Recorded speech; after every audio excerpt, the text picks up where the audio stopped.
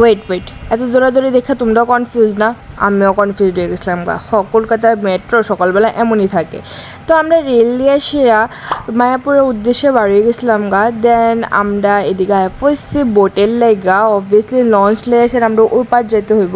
And আমরা রেলের মধ্যে এত ট্র্যাজেডি হয়ে গেছিলো গা যে আমরা সবাই অনেক টায়ার্ড আসলাম। দেন আমি ক্লিপ লইতে পারছি না, দেন ডাইরেক্ট আমি রেডিও এসে ক্লিপ লইছি যখন আমরা সন্ধ্যার সময় বাড়িয়েছিলাম।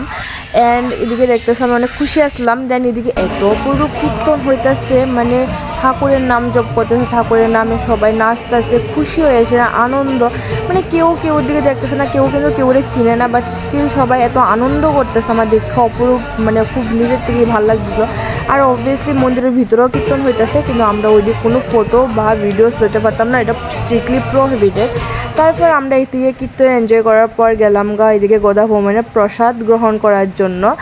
আর আমার অনেক ভালো লাগছে যে সবাই নিচে বসে এসে এত ভালোভাবে খাইতেছে। দেন আমি একা কি বার হয়ে গেছিলাম গা মায়াপুরের উদ্দেশ্যে, বিকজ রাতে ঠিক করে সবকিছু দেখা হয়েছে না, আর সবাই বিজি আসলো। তো আমি ভাবলাম যে একাই যায় দেখালে বারবার তো আসা হতো না। তো এইদিকে ভিতরে ঢুকে না আমার অনেক পিসফুল ফিল হইতেছিল, আর সাইডে কীর্তনও হইতেছিল সকাল থেকে। আর এদিকে মন্দিরের টাইমিং সব লেখা আছে। আর দেন আমি ফটো লয়ে এসে তো আমি অনেক হাসতেছিলাম আর ফটোও তুলতেছিলাম। আর বাড়ির সবার লগে কিছু মোমেন্টস আমি এখানে শেয়ার করে দিলাম। মায়াপুরের কিছু সুন্দর সুন্দর ফটো যেটি আমি তুলছি, ক্যাপচার করছি, সেটিও আমি শেয়ার করে দিলাম। তো দেখা হবে পরের ব্লগে। আজকাল লেগা বাই বাই।